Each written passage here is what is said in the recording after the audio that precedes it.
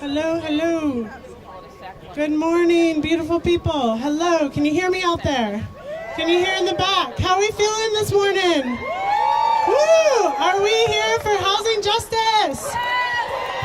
When I say house, you say the people. House! The people! House! The people! Yes, that's what we're here to talk about today. So, my name is Molly Hogan, y'all. I'm with the Welcome Home Coalition. We are an organization of multiple members and individuals building a housing justice movement in the Portland metro area. We envision a future where everybody has access to a home they can afford, no matter what your income is.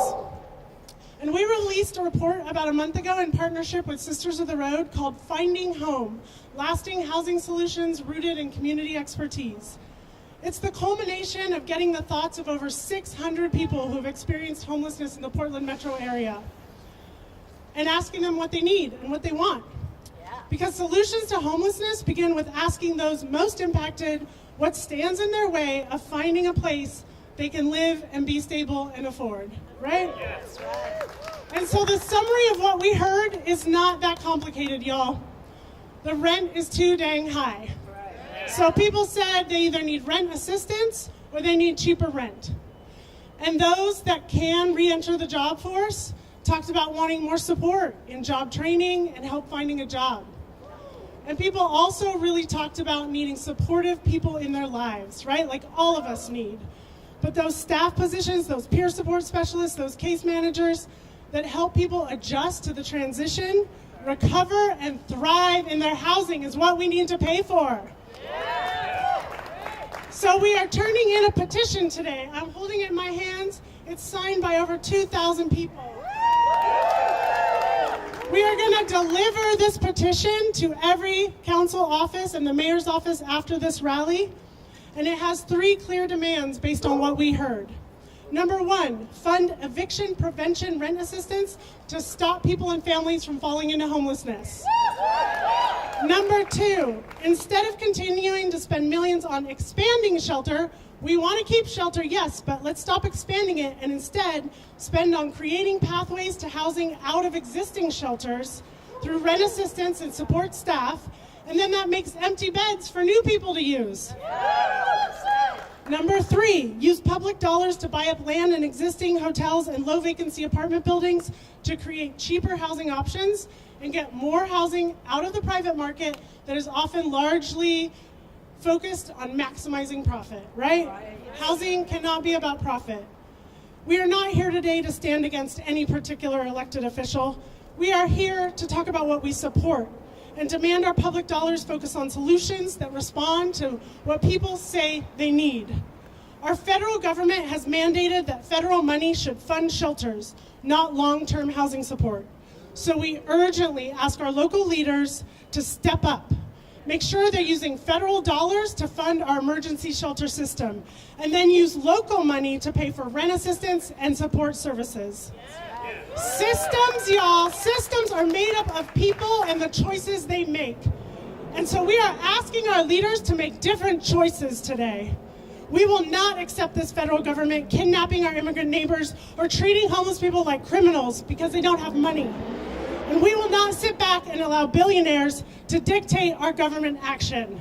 So when I say house, you say the people. House The people! All right, now you're going to hear from a lot of amazing people from the small business sector, the faith sector, the labor sector, and people who have lived the experience of homelessness. Take it away, Bronwyn. Hi, so my name is Bronwyn Carver, and I was homeless for 9 years until I was able to secure a Section 8 voucher through Home Forward in December of 2023. I've been housed since February of 2024, and since then, I've been able to obtain sobriety, attend to outstanding health issues, and to rekindle my relationships with my 3 grown daughters. I am urging those in the city of Portland to invest in their fellow Portlanders who are homeless with a voucher measure, while also investing in those who are housed but face eviction with a limited voucher option. Those at the City of Portland should be funding housing solutions and not shelter beds, as they do not reduce homelessness but stow it away overnight. I speak from experience that those with partners and pets will not leave them behind regardless of a fine imposed to shelter with unknown individuals in mass enclosed spaces that can be unsafe, triggering, unclean, and out of the way of any service, and are not a real long-term solution. Funding housing programs locally will be a better and just solution. With proposed voucher funding shortfalls, hundreds will again be made homeless in the next 5 years. The City of Portland can take the lead with a great opportunity to make a real difference. In Dallas, Texas, they are solving homelessness with housing and ongoing support networks for those that are still homeless while awaiting their home. Since 2021, 17,000 people have been housed and are remaining to do so. This has reduced downtown homelessness in Dallas 24% overall. From July 24 to May of this year, another 257 people were housed in long-term residences, not shelter beds. However, in Dallas, Texas, even a shelter bed, which is temporary, is a pathway to long-term housing and supportive services to help keep them in their housing. And as the homeless were housed, crime in the downtown Dallas area is now down 26% just months after housing. And that's a statistic that even the Downtown Business Association could get behind. Becoming housed has enabled me to grow and flourish, being able to shop the local businesses once more, spending my money in my community where I am welcome. It's incredibly empowering. I have come back from 9 years of homelessness, and now I speak as an advocate for those that are still missing their voice. Thank you.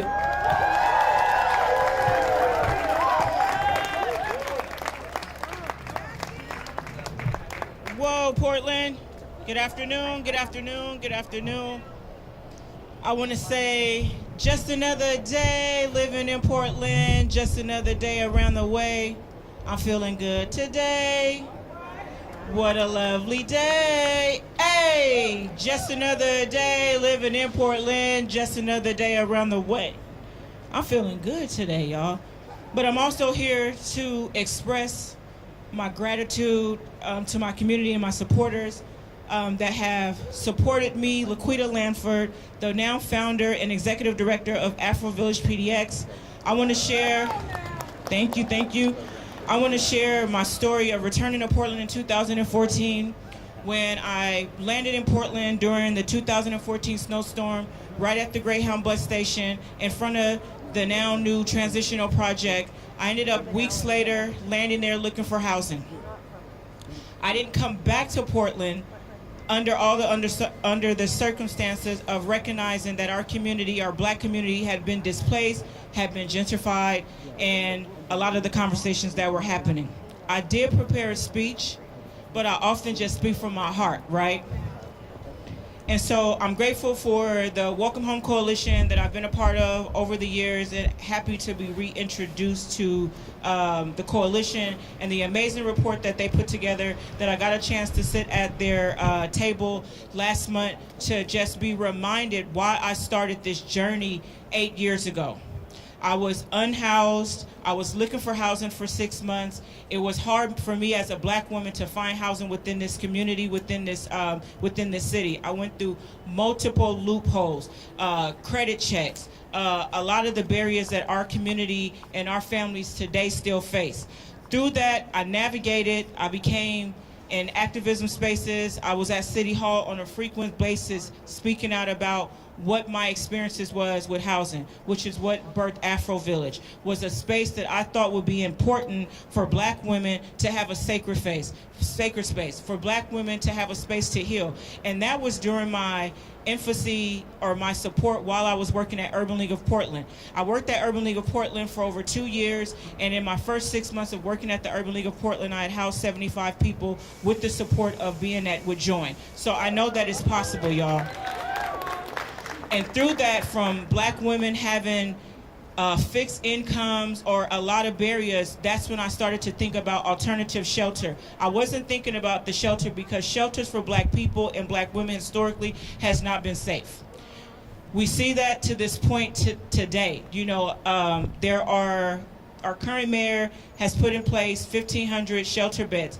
I disagree with 1,500 shelter beds when we have 1,900 units that are vacant of affordable housing in our city. I believe that we have an inventory of housing that is not being occupied that could easily, with crossing out the barriers to eliminate and to allow people to get back into housing since COVID-19. A lot of us has lost things. A lot of us has lost jobs. There's been a lot of loss. Our city has not currently really bounced back. So the resources that are available through organizations like Join or Urban League or SEI or the Housing Bureau are very limited right now. The funding is very limited. So to go and put an extreme amount of funding into shelter beds is absurd to me. So some of the things that I do want to shout out, a lot of the barriers for our people are the credit checks, the endless paperwork, for unsheltered, the long waiting list. Now people have to get on a waiting list in the city in order to get affordable housing. I also disagree. I believe in affordable housing, but I disagree. I believe housing for all, because we should not be limited to us getting housing, being able to fill out an application just to wait for 235,000 units to be built over the next 5 years.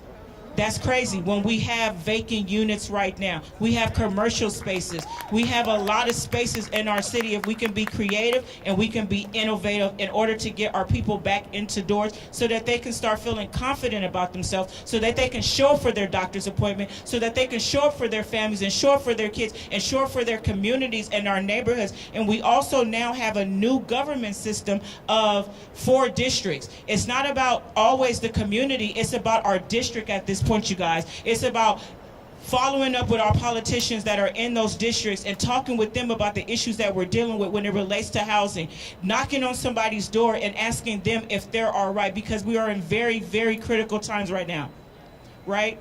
So that's part of what I want to say, but Afro Village has not gotten funded to be that source and that resources for Black women in my community. Every single day, I can show you messages, I can show you emails.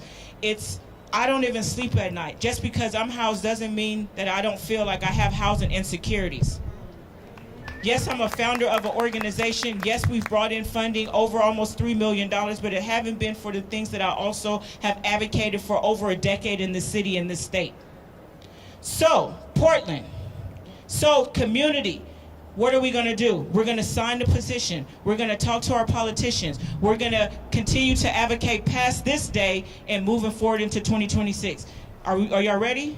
Yeah. Are y'all down? Yeah. I'm just a girl from the hood. And I done came up, y'all, and I'm here to level up to the next level with my community. I see a lot of y'all. Shout out to Rosehaven. Shout out to Hygiene for All. Shout out to Join. Shout out to my brother from SEI. Shout out to people from Urban League of Portland. I'm out.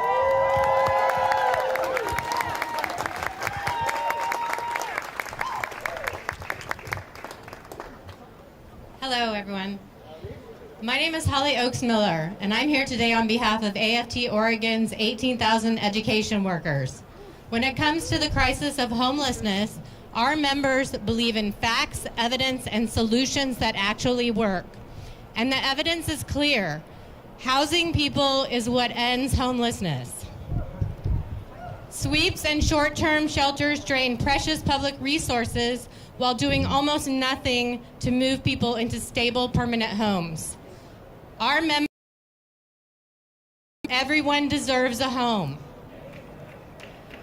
Right now, the shortage of affordable housing is pushing more students and families into homelessness, and it's making it impossible for educators to live in the communities they serve. Too many education workers are housing insecure or have experienced homelessness themselves because wages aren't keeping up with skyrocketing rents. The impacts on our students are heartbreaking. Oregon K-12 students experiencing homelessness have reached the highest levels in a decade, and our college students are struggling too. Half of all college students in Oregon are experiencing housing instability, and 1 in 5 has experienced homelessness. No student can learn, and no educator can thrive without the basic security of a home. That's why AFT Oregon members support the Welcome Home Coalition petition, especially its third demand, asking the city to use public dollars to purchase existing underutilized private market apartments and hotels and convert them to affordable homes. And we know this works. We have just seen it. This past summer, Portland Housing Bureau helped College Housing Northwest purchase a beautiful 100-unit waterfront apartment building that was completed in 2020 and went into foreclosure in 2024 because hardly anyone can afford luxury rents. Now those units provide affordable housing for students, especially nursing students at OHSU. A vacant luxury building became real homes for real people. This is what real solutions look like. This is what smart, compassionate use of public resources looks like. And this is what we need more of now.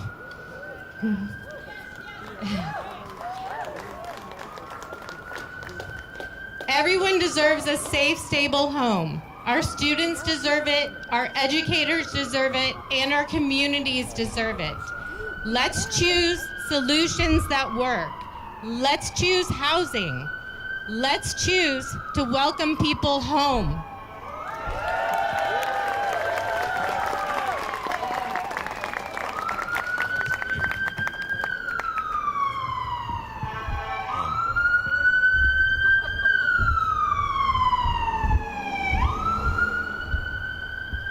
Hi folks, and thanks for coming down. My name's Eli Johnson, and I am the co-owner of 6 brick and mortar businesses here in Portland, Oregon. Louder? Okay. As a small business guy, I think the mayor and the city council people have done a great job of providing shelters and running other programs to help folks that don't have a warm, safe place to call their own. But I think now it's time for us to focus on getting people into apartments. As we probably all saw recently in the news, there's 1,900 vacant apartments in Portland, over 600 of which were built for low-income housing. There's over 12,000 homeless people in Portland. I'm not the smartest guy in the world, but I think we could figure that out. There's got to be a way to talk to the folks that need a place to live and get them places to live. What I've seen over the years, personally, is that when someone who doesn't have a home gets into an apartment, they get hope, and they get an address, and they get a place to wash their clothes, and then they can get a job. And when you get a job, that changes everything. Let's say you're making 50 grand a year in Portland, which these days ain't much with rents the way they are. You don't have 50 grand at the end of the year. You're lucky to have 1,500 saved up. You're spending that money on a slice of pizza or a ride on the metro or maybe go to a show or just the grocery store. But when you spend that money, it all goes around. You know, you buy a slice of pizza from me, then I pay somebody to repair the fridge, which breaks all the time. And then that person goes and buys the refrigerator repair parts and puts gas in their car, et cetera, et cetera. We all live on the money that goes around in this big circle. And so getting people into apartments is both morally the right thing to do and financially. If you got to cover $700 a month to get a homeless person an apartment, that's $8,400 a year. That person gets a job, you're going to see a lot bigger return than that $8,400 you spent. They're going to spend that 50 grand or 40 grand or whatever they make around here with us, because we're all, you know, Portlanders. We live here. We're connected, and that's all I really came to say. I think it's important.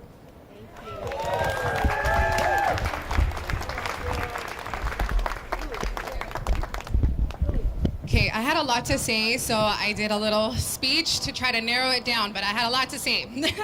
Hi everyone, my name is Denise Bello Soto, and I talk with about 100 to 120 people experiencing homelessness in Portland a week.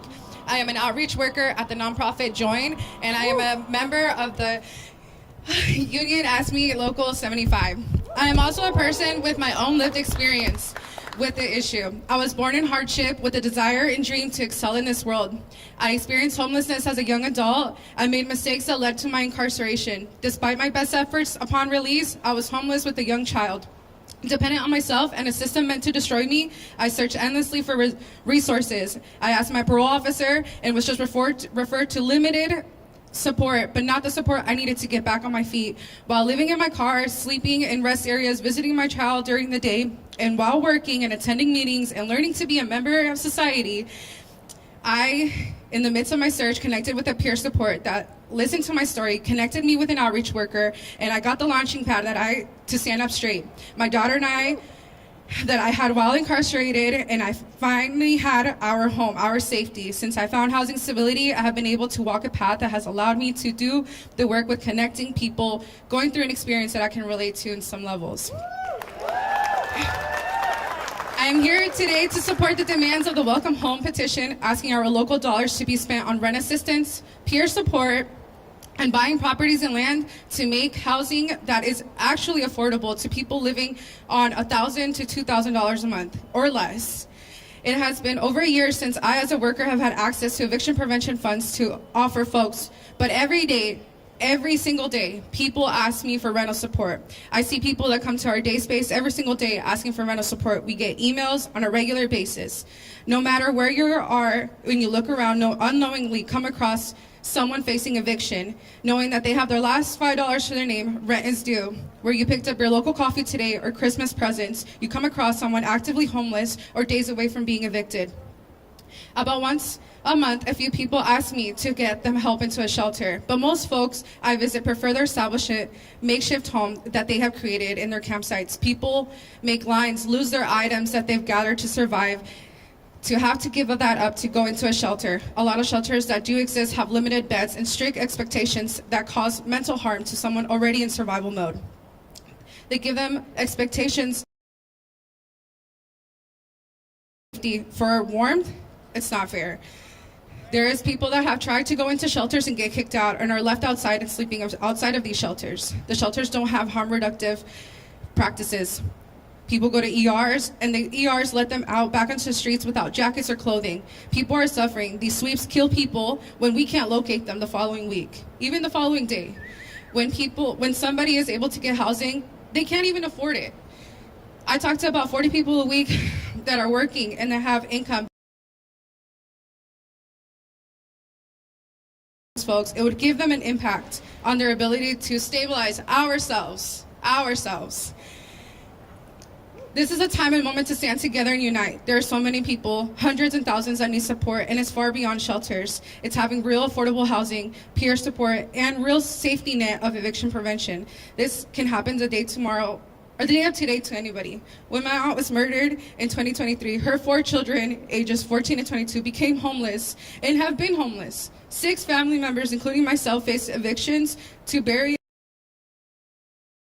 and demand we have to stand together and demand our local dollars to be used for a better tomorrow for our community, for our children, our seniors, our neighbors, our friends at risk for homelessness, and especially more than ever, be the voice of the unheard, actively homeless.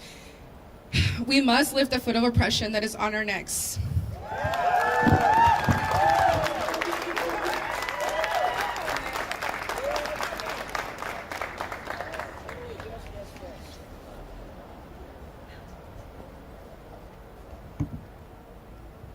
I'm just gonna go ahead and read right off of what I wrote up.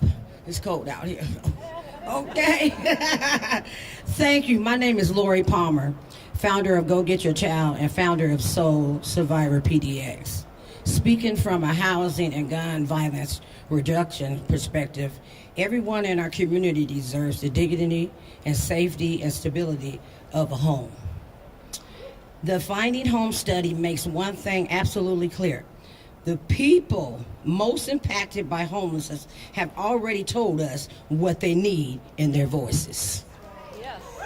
This was a 2-year study guided by PSU and OHSU researchers using a community-based particular research model that means people with lived experience shape the question. did the outreach and interpreted the results. Over 600 unhoused people participated. This is not a guess, this is data. And it is the truth from the ground.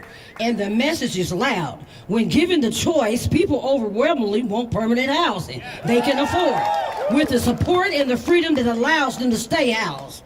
The number one barrier to housing is cost.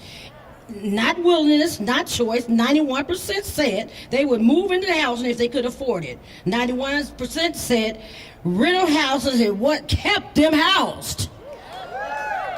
Housing works when people are surrounded by support and relationships that help them. Just like any major transition in life, nearly half of the respondents said consistent case management helped them keep their home. And during the community data analyst process, people said peer support, on-site staff are critical to feeling safe and stable where they live.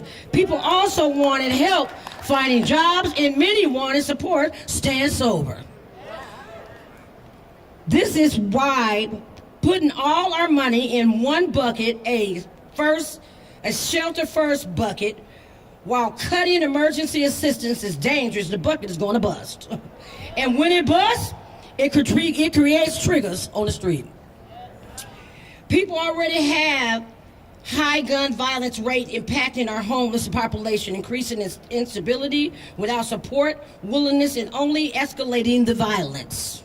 The people who know the crisis best have told us how to solve it. It's time to listen, fund rental assistance, tenant protection, so cost is never our barrier. Invest in support service, peer support, case management, community health work. Create deeply affordable housing near services where people can truly thrive. Remove restrictive programs, rules that undermine their stability. If we are serious about reducing homeless and reducing gun violence, then we must build solutions with the very people who live the reality. Their voices are the experts, and ignore them is not the policy. It's a policy failure. Come on now, let's get it. New systems in order, let's get it.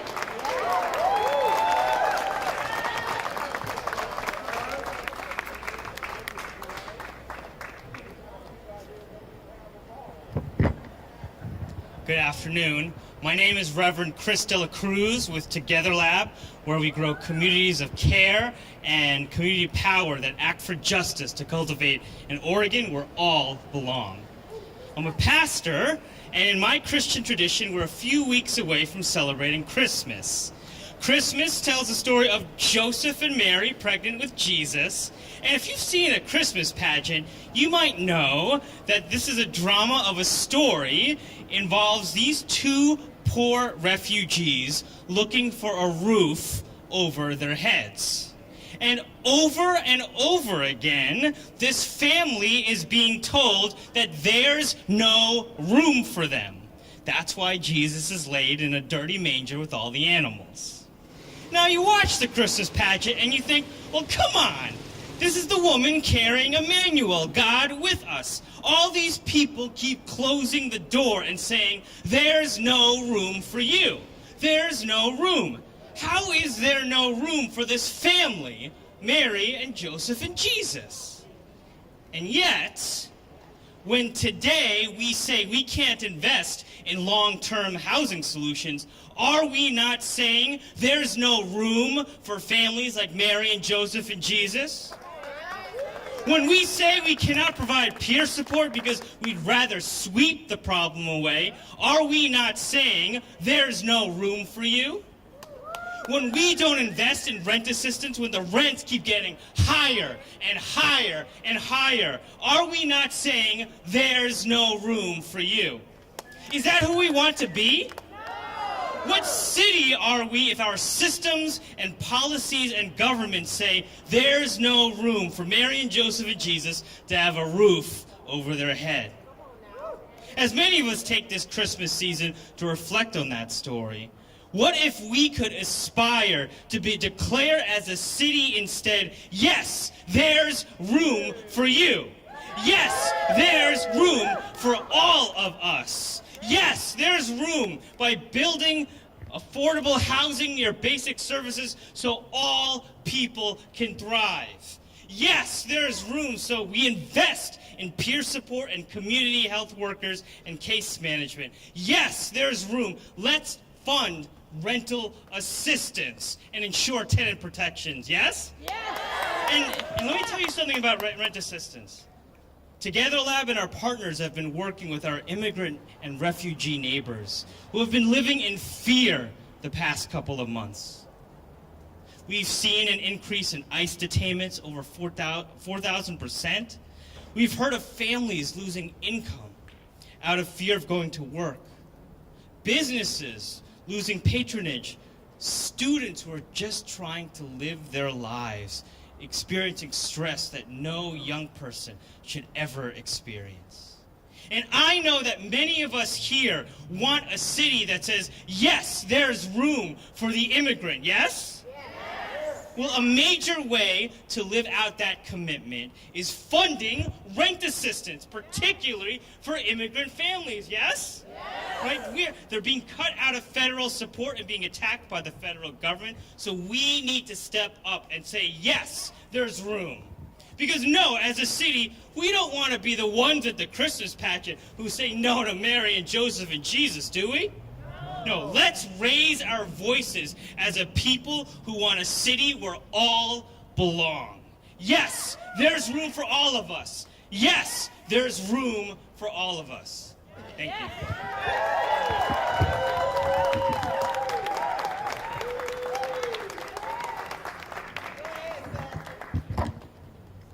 Man, can I get an amen to that? We need a little bit of energy up in here. My name is Saham McKelvey. I'm the Director of Advocacy and Engagement at SEI, Self-Enhancement, Inc. And I see some people out here that know how this goes, so be with me. Good afternoon, people of Portland.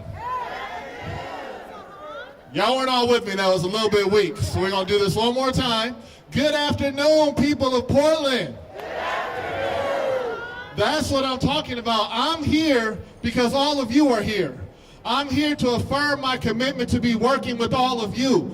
And all of us are here in this space right now because our city council is right up there. So real quick, can I count to 3 and we make such a loud noise that they hear us across this platform, that they hear us across this courtyard? Can we make a big loud noise right now so they know that Portland is here asking for housing for our people? Can we do that? Yeah. All right, on 3, 1, 2, 3, yeah. Make some noise!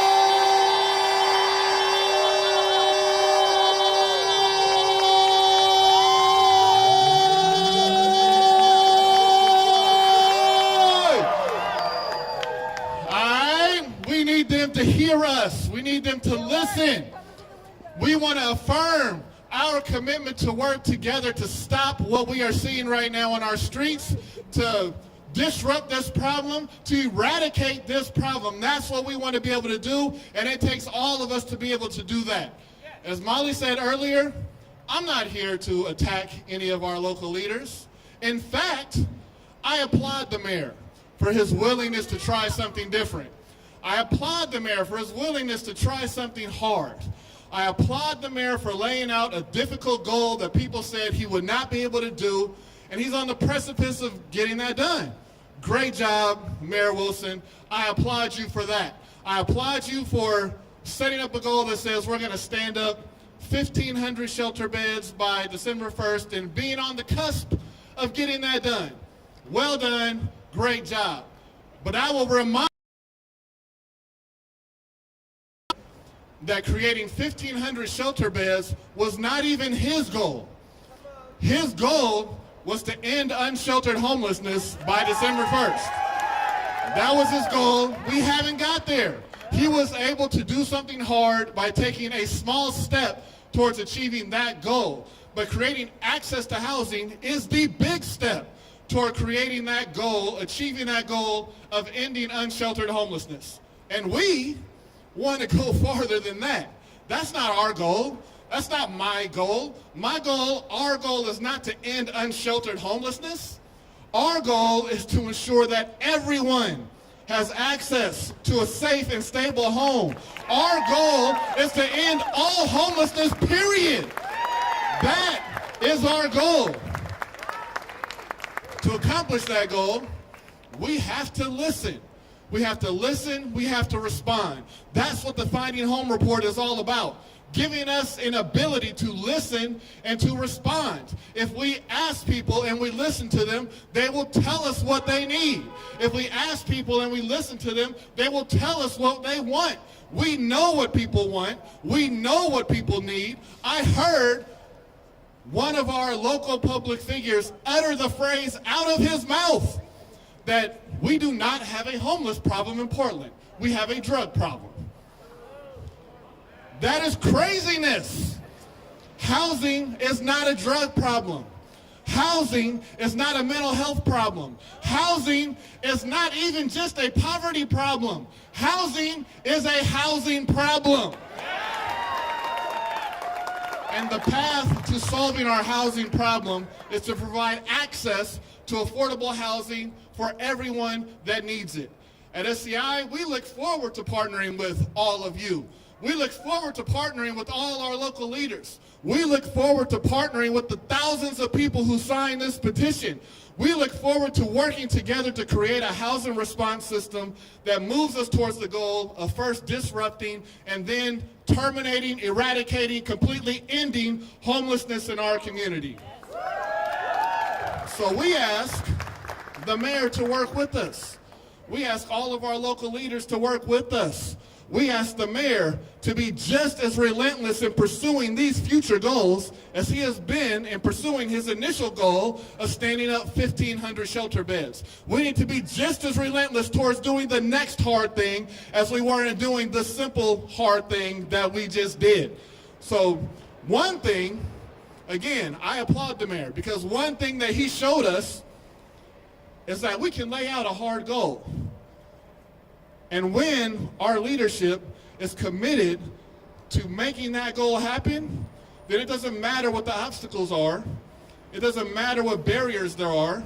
It doesn't even matter what funding there is. When there is political will to make something happen, we saw something happen. So he showed us what we can do, and we're asking him to work together with all of us, with the thousands of people who are committed and affirming our commitment today to end homelessness and to solve this problem. I'm about to be done, but it's okay if I preach just a little bit. I gotta preach just a little bit. Molly's telling me to, okay, 30 seconds. 30 seconds. I'm not gonna preach long, I'm just gonna preach good. Homelessness is a mountain that some people say is unscalable. Homelessness is a mountain that some people say we can't climb. But I know what my Bible says is that when 2,000 or 3,000 people are gathered together, then we can say to that mountain to get your butt up and go get cast into the sea. Let's work together. Let's cast this mountain of homelessness into the sea, and let's create the reality of safe and stable housing that every single human deserves, especially in this great city of Portland. Thank you all.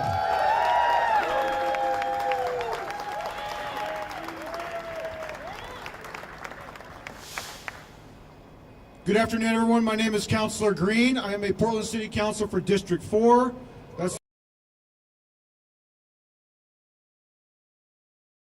unsheltered homelessness has predictably come and gone. 1 year and around $100 million later, the public can now witness the results of his approach for themselves. There are now around 1,000 more souls living on our streets than there were when the mayor took office. What is now abundantly clear is that sweeps and overnight shelters do not work and cannot work. We are pouring millions into a system that treats human beings like a storage problem, and we are getting poorer and more desperate for it. We need an approach that addresses the root causes of homelessness rather than just hiding it. So I am here today to speak to a simple, radical truth. This is a crisis of affordability. Full stop. Yes, drug use is a problem. Yes, we have a mental illness crisis, and we need to address those problems with compassion. But the one thing every person living on the streets actually has in common is that at some point they lost their housing. And that the reality is that the overwhelming majority of Portlanders facing eviction to the streets are facing evictions for nothing more than the inability to make rent. The reality is that at its core, our housing system is not designed to house people. It is designed to generate a profit.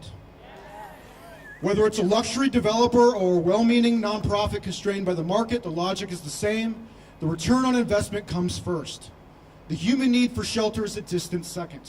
And as long as that is true, we will always, always lose. So today, we are not here to beg for more Band-Aids. We are here to articulate a new vision, am I right? We deserve a city that builds homes for people, not for portfolios. Yeah, this is not a fantasy. It is a model that already exists. It is called social housing, and it has made the city of Vienna the most livable city in the world for nearly a century. In this model, the city gets directly into the housing business. It builds beautiful, durable, community-centered apartments. It sets the rent based upon what it costs to operate and maintain them, not what the market will bear. The goal is not to generate profits, but to make homes. Permanently affordable homes for teachers, nurses, artists, baristas, and seniors on a fixed income. For everyone. This is the vision. Abundant, high-quality, permanently affordable housing as a public good, like a library or a park. That vision might seem far away right now, but we don't have to wait decades to break ground. The first critical step is right in front of us. We must begin by acquiring existing properties. Right now, the market is shifting. Prices are adjusting, and this is our moment. The City of Portland must use every tool, its bonding authority, housing revenue, and political will to start buying apartment buildings and make them municipally owned. Not 5 years from now, right now. If we can take this first critical step, the next one will be much easier. Once we own that first batch of buildings, we can set rents to what people can actually afford. And then those rents can create a stable public revenue stream, which we can then borrow against to do more of the same, right? And so on and so forth. We can build upon each success. We can create a revolving fund of public wealth, forever insulating those homes from the speculative market. That's right. We grow community and tenant control, one building at a time. This is how we stop reacting to the crisis and start building the future. This is how we shift from managing misery to guaranteeing dignity. So we say to the mayor, to the powerful interests who are comfortable with the status quo, your deadline is passed. Your approach has failed. You cannot cure a fever by breaking the thermometer. And you cannot end homelessness with an overnight cot and a pre-dawn eviction. It's time for real solutions. The solution is a Portland where housing is a human right, secured by the community and for the community. Let's get to work. Let's build that Portland together, and thank you.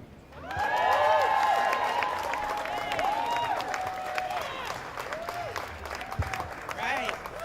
Hello, Portland. Good to see you. I am Counselor Candace Avalo, she, her pronouns. Thank you so much for being here, truly. And thank you to the Welcome Home Coalition for organizing this event so that people can come out and demand real solutions, not slogans. So when we talk about homelessness, we often talk about a tent or an RV, but every time I go out in my district, knocking on doors, talking to families, I am reminded that the crisis that we see on the street starts long before people lose their home. It starts in the one-bedroom apartment where a family of four is doubled up. It starts in the kitchen, where a parent is deciding between groceries and rent for that month. It starts in homes with liens they didn't cause and they can't resolve. And it starts in eviction court, where someone stands alone with no lawyer and no chance. And I know that story because I lived it personally. When I was growing up, my family was also one bill away from losing our home. We rented out every room in our house to stay afloat, and we even added doors to our dining room so that we could rent that out too. My mom, my brothers, and I all crowded into a single bedroom, and to make extra money on the side, we fed our 13 renters every single night. And guess who had to start cooking before Mom came home? 12-year-old Candace making 80 tortillas a night. I'm so serious. So I learned very early what housing instability looks like, what it feels like. I learned that stress, the fear, the way that it follows you everywhere. So when I talk about homelessness, I'm not talking about those people. I'm talking about us. Our neighbors, our community, our friends, our family. This is us. We are real people. We know them. We are them. And the Finding Home report makes it crystal clear. 91% of unhoused Portlanders said they would move into a home tomorrow if they could afford it. It's not a mystery. It's not complicated. The number one cause of homelessness is rent that people can't pay. And right now in Multnomah County, for every 1,100 people that we move into housing, another 1,400 people fall into homelessness. Right? That is crazy. We can't build our way out of this, y'all, if we cannot catch people faster than they fall. That is why I, along with my fellow District 1 councilors, Councilor Dunphy and Councilor Smith, am bringing forward a resolution called Slow the Inflow. Because we have $21 million in unspent rental services funds, and we're choosing to put that money where it matters most, directly into keeping people housed. That's right. We are going to put $9 million into rental assistance, $9 million into emergency housing vouchers, and in addition, we are asking for at least $2 million every year of future funds to be put in reserve for the purchase of municipal housing and land banking. Because every renter that we can keep in their home is one less neighbor pushed into the crisis that we keep trying to solve. And let's be real, the federal government is cutting support. The state cut eviction prevention funding by 74%. Boo! Costs are rising. Working people are being stretched to the breaking point. Enough is enough. So yes, we need more housing production. Absolutely, we need more long-term solutions. But right now, in this moment, our responsibility is simple. Stop people from falling. Slow the inflow into homelessness. Protect renters. Invest in prevention. I'm here because I believe Portland can break the cycle of reacting to crisis after crisis. I believe we can choose a future where stability is the default, not the exception. A future where housing is a human right, not something you earn by surviving impossible odds. And I believe we can get there together with all the energy you're bringing today. Let's hear it. Are we ready to fight? That's right. We are ready to fight. Thank you for fighting. Thank you for demanding better. And thank you for helping us to build a Portland that we all deserve. A Portland where everyone has a safe place to call home.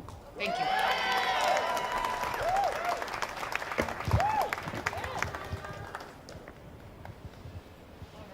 Hi everyone, my name's Britt and I small businesses, one in the Irvington neighborhood, which is a sustainable grocery store, a cafe in the South Waterfront area, and also a cheese shop and restaurant in the Central East Side. My businesses are not faceless corporations, and that's what makes Portland, Portland. Small businesses, we know that. That's what we are here for. We are the neighborhood places that talk to people daily. We know our regulars, we know our unhoused neighbors, we check in on them, and we look out for each other. Our business only exists because our communities exist. And because of that, whether they're housed or unhoused. I'm here today to speak in support of the Welcome Home petition and ask that our city and county invest in pathways to stable housing and support that people experiencing homelessness are asking for daily. We clearly see what's working, and we also clearly see what is failing. The sweeps, the pouring money into night-only shelters are failing not just our unhoused neighbors, but also small businesses every single day. These sweeps destroy their belongings, their medications, their paperwork, the very things that people need to be housed and to get a job. And then the city expects this constant disruption to somehow create order. It only creates chaos, and they don't have to live with it at the street level, but we all do. True small businesses must be centered on this because we are anchoring Portland's neighborhoods.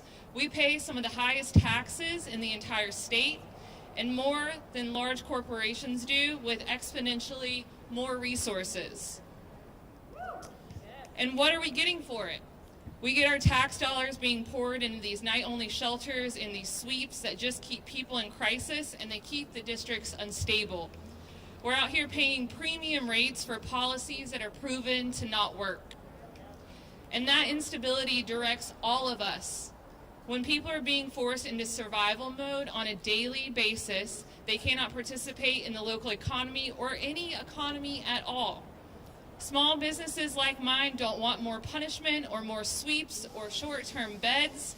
We want what actually works. We want to see our neighbors housed. We want long-term stability for them, because that then ripples out for all of us.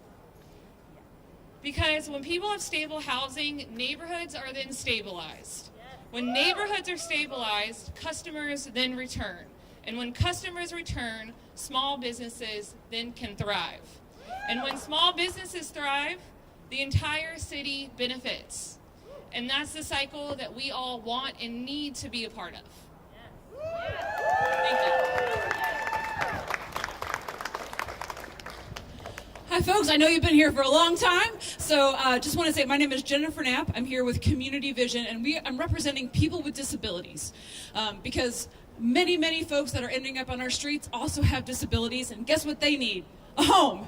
And so the one thing I just want to add to this chorus is to make sure that we think about it being accessible, both physically and financially. So thank you so much.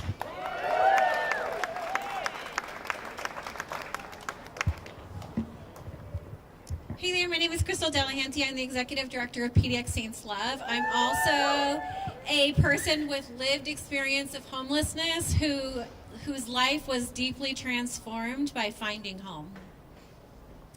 Last week, I did a coordinated housing assessment on a man in his mid-60s. He was frail and tattered hair and a baseball cap pulled down over his eyes. He had his arms crossed, and I can see it was because he was freezing. There are a couple parts to this assessment that makes my belly drop when I get to the question. My heart thumps knowing what's going to come. The question goes something like this. Do you have anyone in this city as a support system or someone you could call on if you needed them? He looked up at me and his chin started jumping, and he said, I don't have anyone. And there it was. All of the pain and the despair and the defeat and the isolation in that one question, and the tears came, and he followed with, I cannot do another winter out here. If I have to, I don't want to be alive. I'm tired. After moving through the intake, we realized that he's disabled after a lifetime of work in this city. He has a small income from Social Security disability, but the rent is too high. And with his lack of recent rental history and credit, a deposit is absolutely unattainable for him right now. There are hundreds of people just like him that are out there who will sleep in a bus stop or a doorway tonight. This story is one of the many stories of people living on these streets that are here because the rent is just too damn high. There is not enough assistance or subsidies to help them get stable, and there is no one in their life to call on. This is why the recommendations in the Welcome Homes Finding Home report are so important. This friend needs immediate intervention and rental assistance to obtain long-term housing, as well as a deeply engaged case management and wraparound support to make sure that when he stumbles, he has someone to call on. People like him need access to more opportunities, to 30% area median income, where they're not choosing between rent or groceries, or like one participant told me last week, toilet paper. While I commend the mayor for his tenacity, I am hoping that now he listens to the people. I am hoping that now he listens to advocates and people that have been doing this work for decades.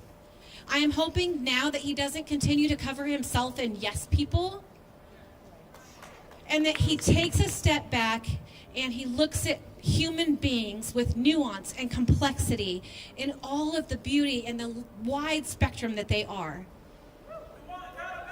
We want accountability. What we also saw this last year that needs to stop is a vast divide between we saw this false narrative that came front and center around shelter versus housing, rather than shelter with pathways to housing, right? We can do the yes and the both and also. We have spent 11 months allowing our mayor to pursue a laser focus over overnight congregate shelters that are largely being unused, and here we are. It is 36 degrees this week at night. We don't have any more time to waste on solutions that disappear homelessness but don't solve anything, nor do they provide a path towards any long-term solutions.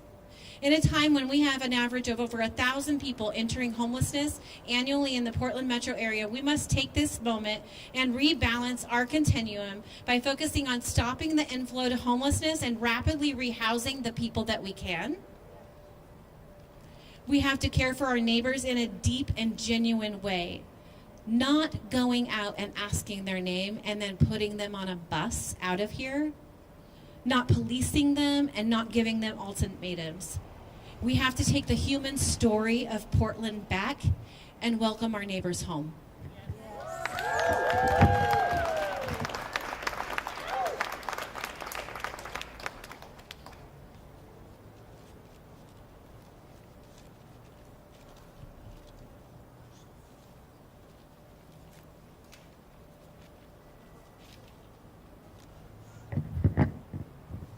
Good afternoon. My name is Misha Litvak. I'm Vice President of AFSCME Local 1790,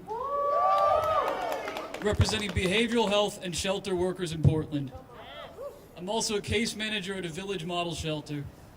In the early months of this year, I spoke several times in front of our city's leaders to express my dire concerns about Wilson's plan to end unsheltered homelessness, concerns shared by the workers in my local and the community we serve. Today I am here to share some of the impact the mayor's policies have had on my work and the people I care for.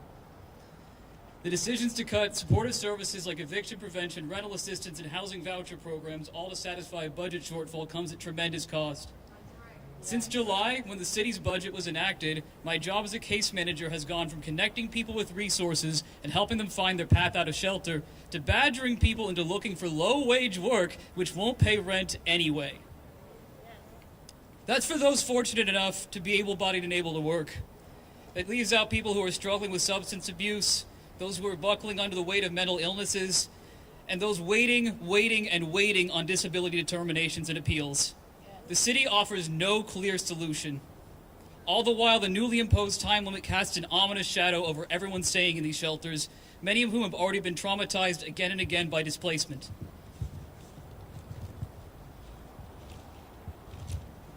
The Finding Home report identified that effective peer and case management services were key to helping people transition into housing.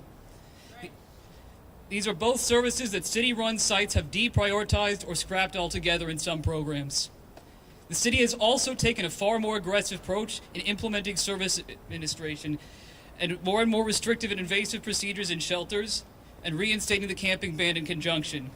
These moves are an attack on the agency, privacy, and the security of the human beings living in shelters, all of which were expressed as critical by those who participated in the study. Right now, my coworkers and I are tasked with evaluating who in our village gets to stay and who has to go out into the streets when it's cold and raining. This is at the behest of the City of Portland's policies. This is not the job any of us came here to do. It is not what I had in mind when I entered this line of work nearly a decade ago. We can only assume that these cuts to services and crackdown to corral people into undesirable and unsafe spaces directly relate to a point we were faced with in numerous discussions throughout the year, which was cost. Sweeps cost, jail beds cost, bunk bed in a warehouse full of bed bugs costs, nonprofit shelters cost, and they're spending a lot of that money on union busting and administrative bloat. Paying developers to build overpriced so-called low-income housing that sits vacant by the thousand because people simply cannot afford it costs. It is a waste of money, and beyond that, it is stupid and inhumane. I'll close out by just sharing a personal story from the past week. In the early hours of Thanksgiving mornings, a coworker and I heard someone calling out for Narcan. Around the corner from the shelter I work at, my coworker and I found a person face down and blue in the lips. It took 6 doses of Narcan to wake them up, though they were still not verbally responsive. I knew that person from when they stayed at my village. We can't keep going like this.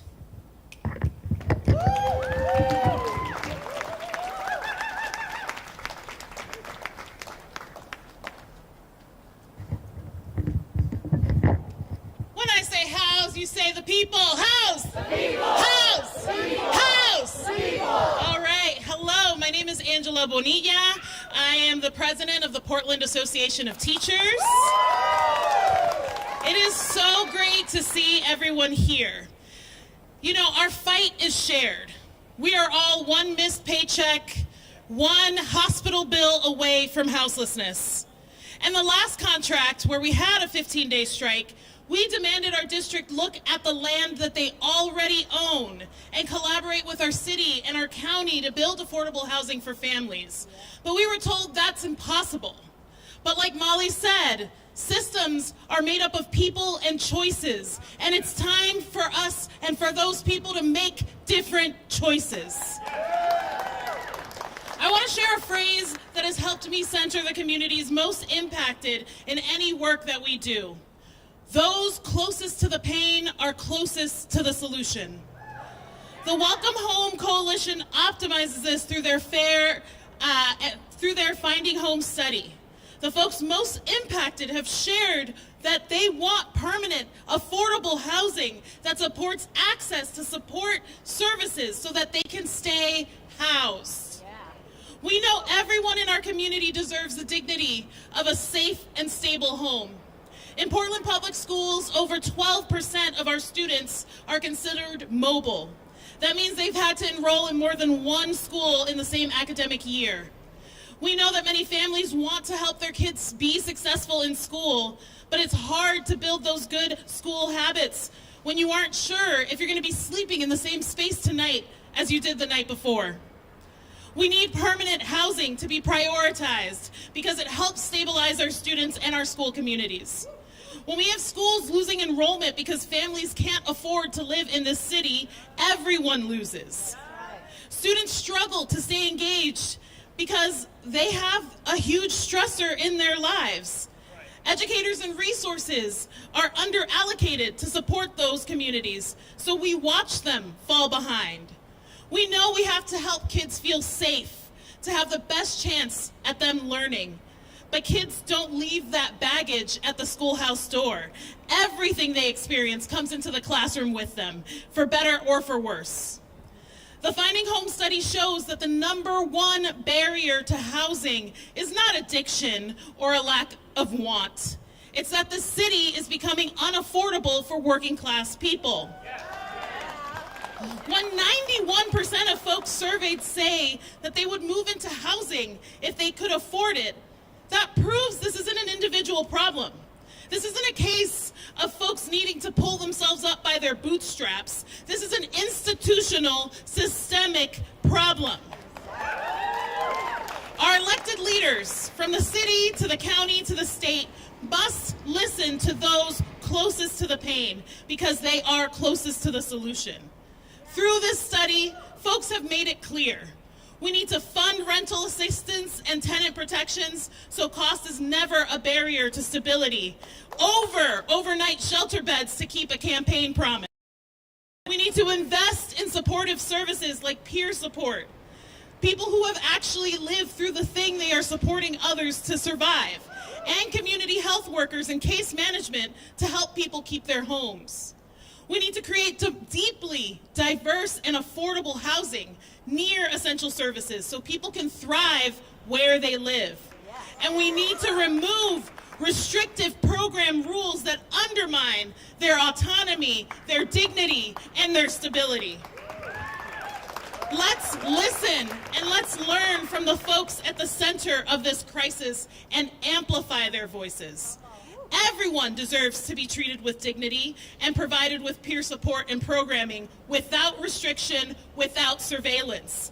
Every child and family deserves a safe space to sleep and learn. And everyone benefits when we focus on affordable and permanent housing. Thank you.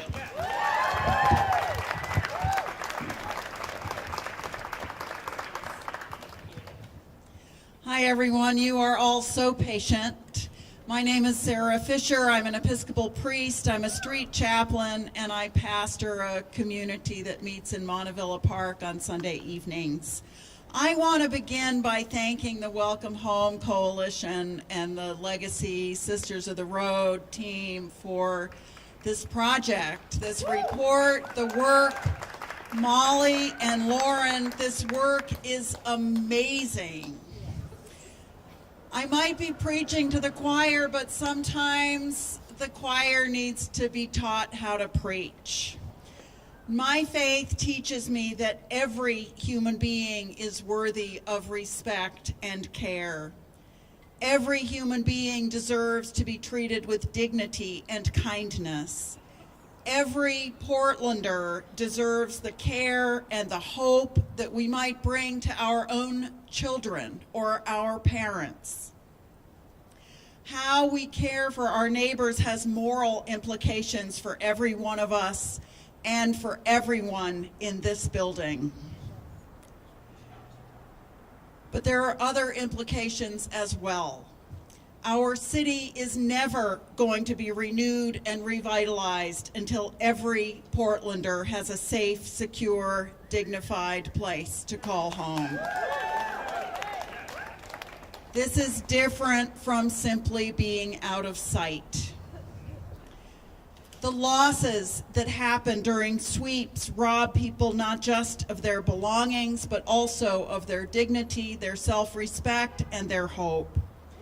Every time sweeps happen, many of our friends go back to square one. There is a better way. I call upon the mayor and city council to choose once and for all sustainable, actual solutions that help the actual human beings living unsheltered in our city. You should all have this memorized by now. Fund eviction prevention. Stop spending money on shelters. Enough already with the shelters. So many more important, long-lasting things to spend those millions on. Yes. And invest in permanent and permanently affordable housing. Our neighbors deserve this. All of our neighbors deserve this. People living outside deserve to be safely housed. People living in secure housing deserve to have neighbors who are safely housed. What if community safety for everyone is that simple? Our neighbors deserve this. We can do this. Let's do this.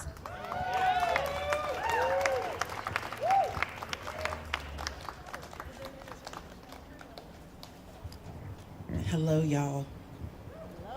I said hello. Okay, thank you. My name is Leora Beverly, Associate Director of Housing Programs with the Urban League of Portland. I'm here today because affordable housing is under siege. Permanent supportive housing programs, the very programs that help people rebuild their lives, are under attack, and the attack is coming from within the system itself. Building more shelters is not the solution. Shelters are a temporary fix to a long-standing problem. The time it takes to recover from the traumatic experience of homelessness cannot be calculated, especially not in a shelter setting. People need more than a bed for the night. They need tangible evidence that healing is possible. They need connection to a permanent place to call home, and they need people willing to walk with them through the fires of life, judgment-free, with compassion and dignity. We ask the people in our community who live to tell, and the people have spoken. They told us what works: dignity, autonomy, support, and they also said what didn't work: incomplete systems, judgment, and barriers that keep people stuck. We must create effective housing programs that do more than house people. They must help people unpack trauma, rebuild confidence, and learn basic life skills without judgment. These spaces should be safe, welcoming, and rooted in dignity. Here's what we're asking. We must go beyond the doors and beyond the beds. Create diverse, deeply affordable housing near essential services so people can thrive where they live and not just survive. Remove restrictive program rules that undermine autonomy and stability, rules that punish people for being human and have no place in a system meant to heal. Invest in wraparound services, mental health, peer mentorship, life skills training, because housing without support is just shelter, but it doesn't scratch the surface of true stability. We need to invest in more peer support specialists with lived experience at the center of this work. People who have walked the same road, who understand the pain of long bouts of homelessness and the weight of deep-rooted trauma, who can provide a judgment-free space for folks to heal and recover and thrive. We're here to tell City Council and the Mayor, we urge you to reconsider the funding priorities and invest in long-term solutions that truly end homelessness, such as eviction prevention dollars and protections in place for low-income families at risk and permanent supportive housing, and the wraparound services that empower community members to live again. Continuing to build shelters instead of affordable housing is not only short-sighted, it's dangerous and negligent. Shelters are temporary fixes to deeply rooted problems. We need to invest in solutions that foster stability, autonomy, and healing environments people need after experiencing some of the toughest conditions of their lives. We must start building communities where people can heal, communities that offer connection to dignity and judgment-free support. Housing is not just about being within four walls, it's about restoring hope and creating opportunity. We simply cannot ostracize members of our community for having fallen on hard times. Every person deserves a chance to rebuild their life, and that starts with a permanent place to call home and services that walk with them through the fire. Thank you for listening.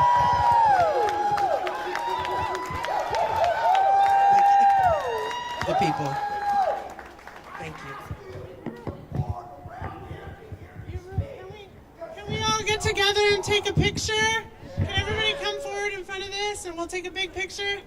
And then we're going to deliver the petition. There's also our friend in the corner, Dwayne. He wanted to speak, but we're going to cut the mic, and so he is over in the corner. If folks want to go listen after, he has like to say some few words. All right. Yeah.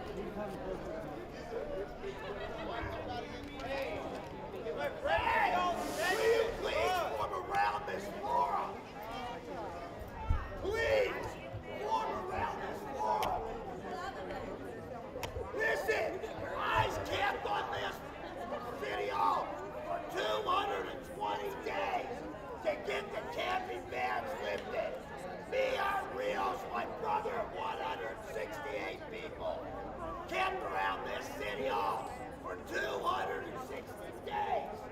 Please listen. Maybe you'll learn something. I have a poem for you. First of all, that I wrote